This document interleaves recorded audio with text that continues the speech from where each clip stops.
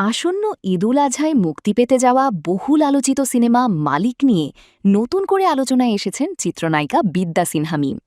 সিনেমাটিতে action অবতারে দেখা যাবে এই নায়িকাতে। আর এই ব্যস্ততার মাঝেই সামাজিক মাধ্যমেই নিজের নতুন গ্ল্যামারাস লুক প্রকাশ করে ভক্তদের নজর কেড়েছেন তিনি। সোমবার ২৫ মে নিজের সামাজিক যোগাযোগ মাধ্যমে একগুচ্ছ ছবি পোস্ট করেন মিম। ছবিগুলোতে তাকে দেখা গেছে হালকা গোলাপি রঙের একটি আকর্ষণীয় থ্রি পিসে। খোলা চুল, মানানসই মেকআপ এবং চুড়ি গহনায় তাকে দেখা গেছে একেবারেই স্নিগ্ধ ও মোহনীয় রূপে। ছবিগুলোর ব্যাকগ্রাউন্ডে গাঢ় গোলাপি বাগানবিলাস ফুলের উপস্থিতিটি ফটোশ্যুটটিকে আরও নান্দনিক করে তুলেছে। কোনো ছবিতে তিনি ফুলের ডালে হাত রেখে মিষ্টি হাসিতে পোজ দিয়েছেন, আবার কোনো ছবিতে শান্ত ও মায়াবী ভঙ্গিতে ক্যামেরার দিকে তাকিয়ে থাকতে দেখা গেছে তাকে।